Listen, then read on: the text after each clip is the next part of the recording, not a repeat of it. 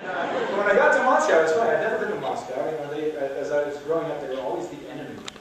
And so they flew me out. It was sort of a last-minute thing. The prints, something happened in the shipping, so I had to carry them. And when I got there, I could barely move.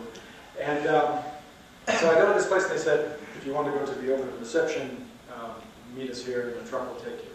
So I went, and got in this truck, and they drove me somewhere, and I wasn't wearing a suit, which is unlikely for me at such an event, but it was sort of such a last-minute thing that I didn't really have time to pack. So, but I was wearing a nice shirt, a pair of nice black Wrangler stretch-fit work pants, which looked like slacks under any other conditions. And so I get up there, and they drive us into these barricaded-off areas, and there's thousands of people outside.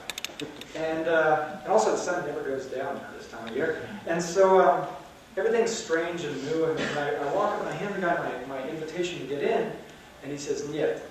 And so I'm like, "What?" And so he's like, "Blah, blah, blah, blah." The guy says, "I'm not wearing a jacket." And I was like, "Oh, well, you know, I just flew in, and, you know, it didn't matter." So I'm talking to these people in my best, you know, mime, going, "Where do I find?" And so finally, I can't get in.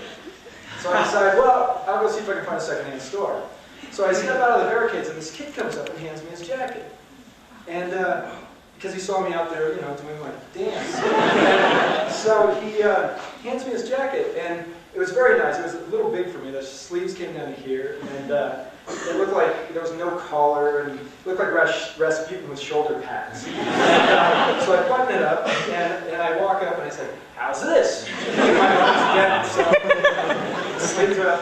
And so they said, "Go ahead." And so I go walking in, and there's this blue carpet, and on one side is the press with these big arms with their cameras, and the other side is people, you know, the people who are there to see the filmmakers. And so and there's a military band going, and I'm walking up, and everybody starts applauding. And I look over and I go, and so they start screaming. And as they start screaming, I'm blowing kisses back.